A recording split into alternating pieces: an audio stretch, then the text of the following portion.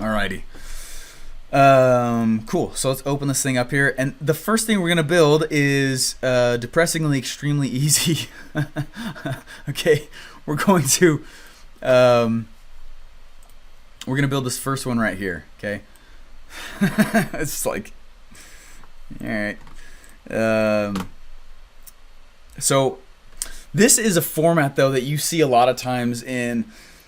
I mean, you see it in when people are selling their own things, but especially inside of affiliate marketing, when they're just trying to collect the lead and then push you and redirect you over to something else. But it is funny enough, like one of the highest converting things to do this. And the way they'll do it is, so we have about one column here. We'll put a headline in. If you have questions, things like that, keep hiding. I'm just, for everyone else on the recording afterwards, I'm just moving down the Q&A thing. I'll come back to it in a second here so I can actually see my screen. So you can keep tossing stuff though, and I'll come back in a second. Input field, and then a button. Literally, that's about it. Sadly, that's about it. Okay, just email address, because we want low barrier to actually get someone on in, which is about the smallest barrier as you could ever have. But that's why of a submit action on the button. And let's toss in, I'm gonna make the background, I kind of like this grayish color, but let's make the whole thing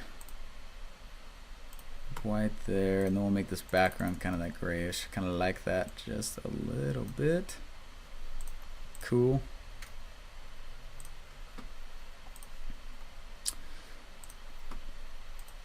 It's funny, like, anyway. Russell and I have even gone through and like looked to try and see. I mean, it's like it's funny and like how huge this kind of thing can convert. You know, now a lot of it. So what's selling the thing is the headline. So it's got to be a freaking good headline. But the curiosity alone, people are like, "You serious? This is it?" It totally is. Like this is what people do all the time with this. I like the color scheme with.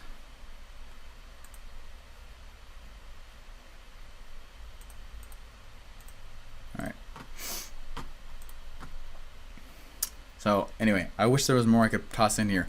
So what I would toss in here then is things like proof, right? So people can see that other people have been opting in, which would be super awesome. You could toss in things like, I would certainly put pixel tracking on here for your ads. I would certainly put obviously any kind of, I mean, I would lace the thing like crazy with all sorts of stuff. You know, any kind of cookies you need to cook him with, anything like that. You know. But I wish there was more. There isn't. There's literally nothing else. This is it. Okay. Let's make sure though that we do have. I would title up here at the top the name of the thing that they're getting, and I would put the word free in the headline. Get free, you know, XYZ, whatever the thing is that you're saying. I'd fill out whatever the headline is here. I put that. It always frustrates me when people forget to do metadata. I put the same headline right here at the top there, and it, like, this stuff matters. This is like the play that ClickFunnels lets you create for SEO. So I mean, make it a good play right here, right? So whatever the name of the free thing is, right, XYZ. I'd put your name in, obviously your name here, and then the URL. I'd make sure that it's Facebook shared. That the image is a Facebook shareable thing, meaning it's the correct size and pixel height and width for actual shareability there. The other thing I would do is come over to the general settings over here. I would not have your affiliate badge because that's technically another exit. So usually I don't put affiliate badges on the front end of things. I usually put them on the thank you pages. And then definitely make sure that it's showable inside search engines. When you put the hide thing, it puts the no link on it, which discourages. It's up to search engines to honor it. But it will discourage search engines from indexing the page, and you want this indexed as much as possible. There's not much for it to get indexed with, which is usually why you have to have paid traffic to these. But this still right here though, right? Headline. You might have a sub headline in here. You might have a little, some bullets or something like that. But truly, it's about it. You're not really gonna put much else on here to get people's actually opt-in with this thing. And the lack of explaining in context is one of the major reasons why. So I wish that there was more that I could show you with this, but there isn't. That's about it. All right.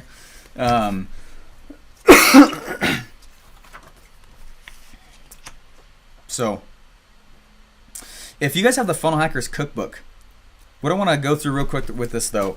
So I actually wrote a good chunk of the latter half of this book, the Funnel Hacker Cookbook here. Okay, so all the sections here where it explains like how I would use each one of these, that's the things that I wrote for each individual funnel. There's a ton of funnels, and I had to think through all the different scenarios and how I would use each one of them and each one of the pieces in there. And so one of the things I did though, obviously, so for what I want to do is I just want to go through what I wrote on this, so you guys know how I would also use this in each one of the industries that you're currently in. Okay, it took me like 3 days to think through all this stuff, because it was like, we know there's at least 6 different industries that people are using funnel stuff with, 6 different industries of business in general, and how would we do it in each specific one? So times like the 32 different funnel types that we are using, you know what I mean, for the different steps. It was a lot. It was a huge brain jog. So anyway, so I said in here, if I was if I was selling as an author, speaker, coach, consultant, I'd use this funnel if I had a good hook that someone would want to know, meaning the headline of my book, right? And after they give me the email address, I'd tell them the rest of the story on the next page. That could be a very easy way to set this thing up if you ever have a book. You put in, get the first, well, you just put the headline of the book in. You wouldn't put the first few chapters in, because that's a lead magnet. If I was selling as a network or affiliate marketer, I'd find the best hook for my product and use that as a headline and give, and then I'd get them to give me their email address to find out what the product is. You know what I mean? That's how I built that first affiliate thing. Is I went through, and when I was in college, and I went through and I grabbed the headlines and things like that of the affiliate product. I tweaked them a little bit. I found out kind of what the main promise of their video was, and that became the headline for my opt-in page here. And then I just redirected them to my affiliate link for that product. If I was selling in e-commerce, I'd use this funnel to introduce them to a weird new way of doing something. Right, that's pretty common in that industry. After they'd given me their email address, I would show them how my product fulfills the promise. Obviously, I would. If I was selling B2B, I'd use this funnel to hook people with a power claim for a case study. That's a powerful thing in general. If you have a case study or something like that, case study reveals X, Y, and Z, blah, blah, blah, blah, blah. You know what I mean? That's definitely a squeeze page. If I was selling as a professional, like a professional services, again, I'd find the best hook and use that headline to build curiosity. It's the same premise for everything. It does not matter what business you're building. It does not matter what business you're in. It's the same thing for all of it. If I was selling in retail / brick and mortar, I share a little known secret fact about my company or my product. You know what I mean? Like if I was like Papa Murphy's, I would make a squeeze page that says, get the secret recipe of our secret sauce, and then I just have the email address. You know what I mean? Like that's retail would be crazy easy to do this with. Coupon lists are notorious for this. Get coupon, boom, and that's it. Sent to your email address. Anyway, so I just thought I'd go through those things a little bit here. Anyone think they don't fit in one of those categories? We're gonna jazz up the page a little bit here.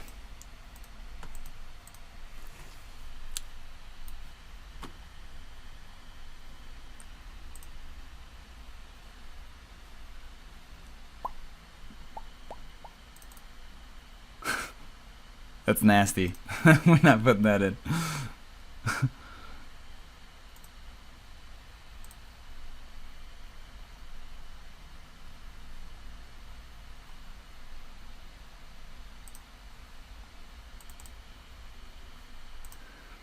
Repeat, boom, and then the background. Let's toss in a generic big background.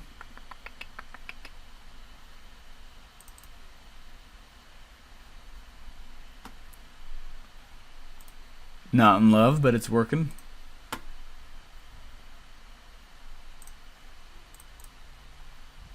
There we go. I do like that. Kind of. What the heck is in the back? That's kind of weird looking. Anyway. It's making sense so far. I know it's wicked simple, so we're going to go on to the next one. Alright. Rename this. This is the just normal squeeze page Optin.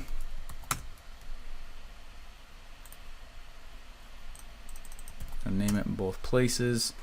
Okay, and I'm just gonna clone the thing so we can keep the same style throughout it, and it's all the same page type, so I don't need to do that weird, like, you know. Let's see, reverse squeeze page Optin. I don't need to do that weird inspect thing to get people in. Toss it there, add to funnel. All right, so let's dive in here just a little bit. This is like I was saying before. This is my preferred way to do this stuff. Okay. By the way, I like doing more dark backgrounds because, and then a lighter. You know, usually I do full page width.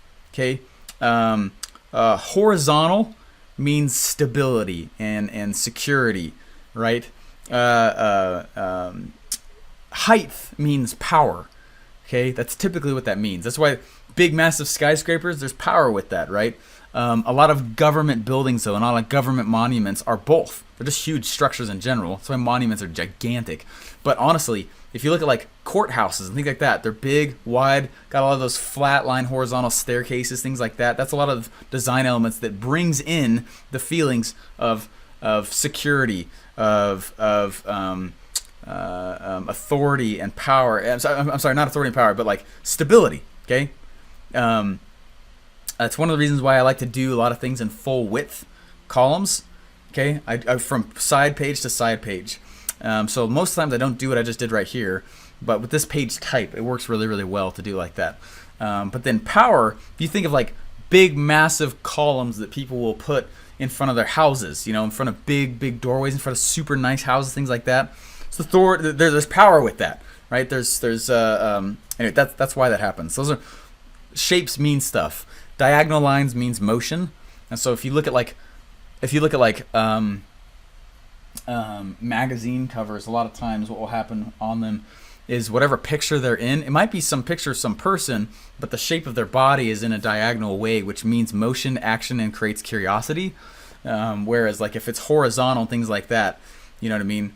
Like if it's a real estate magazine or a home decorating magazine, a lot of things that will be on there a lot of times, if it's showing like the picture of a house with the yard with flat lines with a little bit of authority with it, but really means security and peace and things like that, like showing the grass against the house makes a line that actually creates this feeling of oh my gosh, I could see myself living there, you know what I mean? That people don't always know that's why they do that, but that's one of the reasons why that certain kind of design will follow the audience and the marketing that you're actually going for. So anyway, I don't know if that helps at all, but like that's the reason why. So usually I do full things in full length, all the way across, right? Very, very little massive authority. I'm not trying to be that. I was trying to show that a little bit, and that's kind of a side benefit of what I was doing on this page over here, right? With Secret MLM Hacks on this page right here. Right, it's just me on the side, top to bottom, pretty much.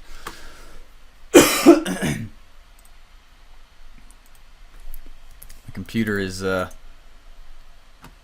we go, diving down a little bit. Like, see, top to bottom, there's some authority with that. I don't want anything else to be on the page either, just the fact that the opt-in is there. My eyes are going to the actual text. That's on purpose.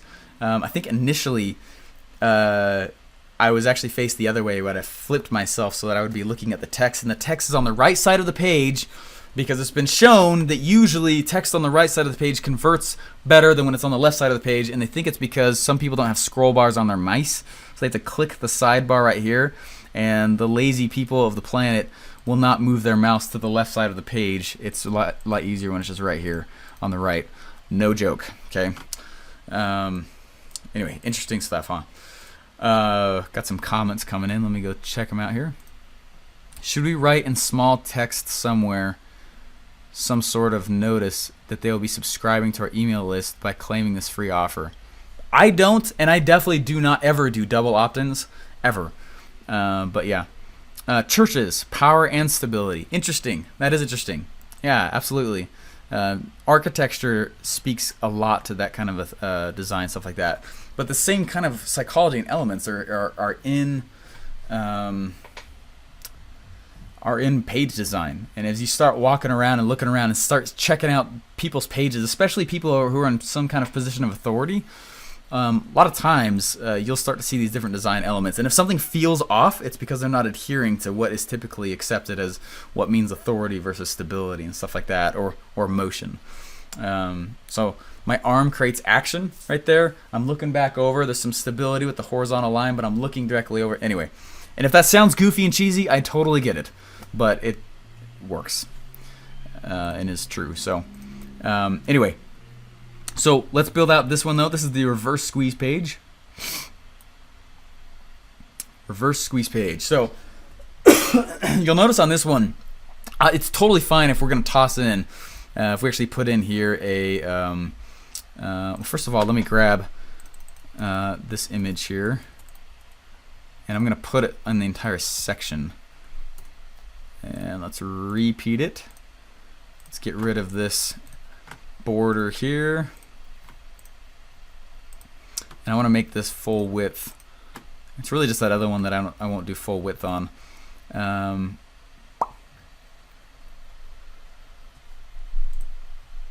actually going to make another section though.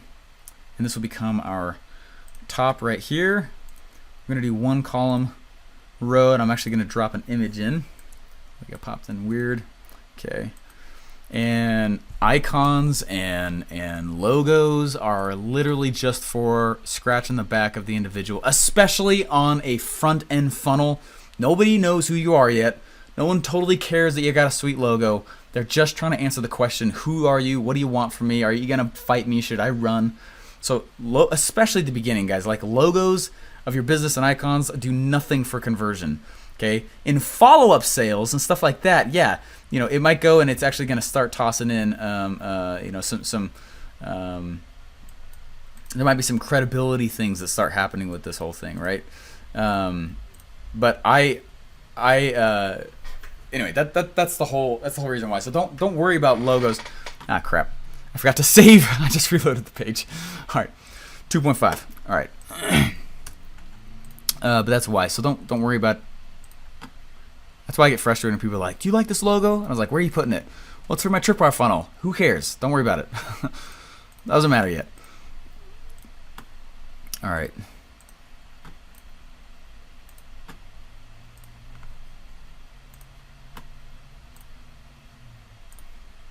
I'm gonna toss the image in. Boom, boom. So I toss this thing at seriously like 50 pixels height. Then we're gonna pull everything up high, and I'm gonna bring it off to the side. Page hierarchy is a big deal. If you want to know what your page hierarchy is, close your eyes and then open them, and where do your eyes go on the page first, right? And there's a hierarchy of where your eyes get focused to, and that's the reason why you have big text for the main ideas, and then subtext is the supporting of the main idea. You don't. Otherwise, what ends up happening is you got people don't know where to look.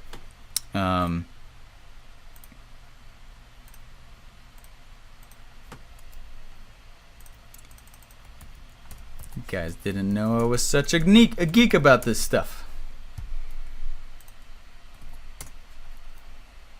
Okay, so we have that color. Let's go darker. This could look good. This could look terrible. So let's see what happens.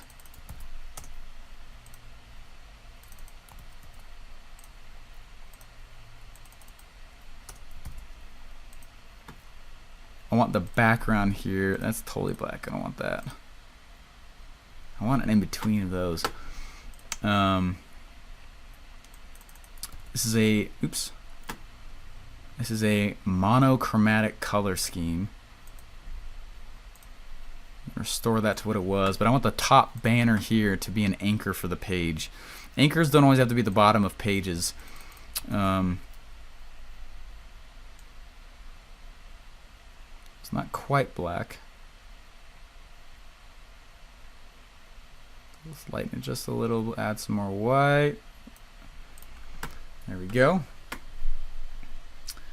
Okay, now what we're going to do is we're going to toss in a video.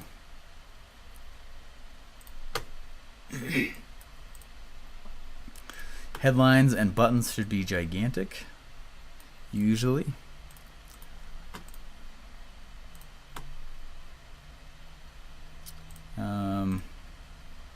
And I like the subheadline to be a slightly lighter color than the headline, so that the headline has more authority on the page. Awesome. And I don't actually like it when the email address, I don't like it when input fields are like huge. Russell kind of likes that. I don't. You know, so I'm going to go in and I'm actually going to grab, we're going to add a new column here. And let's toss in the button and the boom.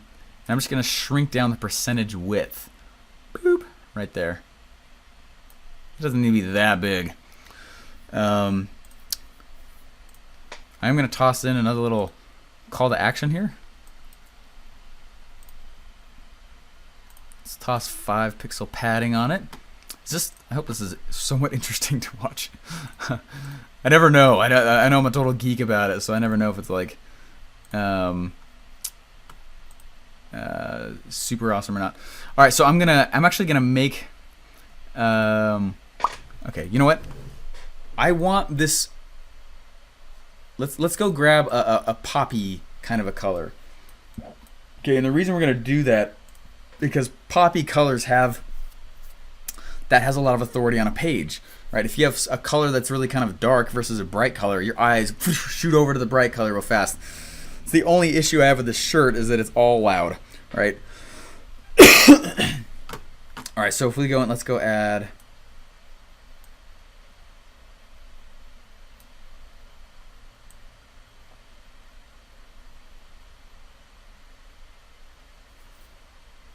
I was at a conference once and I was speaking at it, and some guy got up and he goes, yeah, we found that orange is like the worst converting color ever. I was like, what? Go tell that to Amazon, who tests everything. It's like, that's not true at all. Anyway, so I'm going to choose like a brightish orangish color, somewhere around there. As long as it doesn't look like nasty puke or something like that. So I want that. There we go. It almost looks like macaroni. Let's go grab this color though. And I actually want this to be the color of the button. So I want, because that's going to be the focus of the page. Oh, that does look a little bit like nasty puke. So let's brighten that up just a little bit. And I see how it looks on the page. Now let's come back over to Palatine, and I'm going to drop the new color back in. Let's see what colors look good with it. Cool. So that blue, I like this blue. So we're going to grab this blue. And this blue is going to be, is it brighter? All right, we're going to grab a slightly darker blue with it. But that blue, I don't want it to compete with what's going on up here. So I grabbed a compatible color by math. Okay, math told me what color looks good on this. And I'm going to go and I want to give attention and direction to the fact that there's an opt-in thing right here. Okay, so this is kind of like the headline for the opt-in. Okay, this is the headline for the video, this is the headline for the opt-in though. And so what I'm going to do is I'm actually going to toss an arrow inside of it to give attention to what should be happening next. Arrows do the most magical things. They have no idea why they convert so much, but they do, and they work. So and then I'm also going to, let's make the text look different than everything else. So we're going to capitalize all of it. And I want to pull in the letter spacing just a little bit. So we'll make it bold. And because it's so bold and so big, I'm gonna shrink it down just a little bit so it doesn't scream too loud.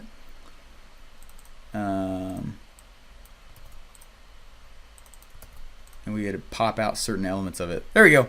Large call to action headline. Okay, and what I'm gonna do now is let's cinch up a bit. So I'm gonna pull that totally up to 0, and a little extra spacing. Boom.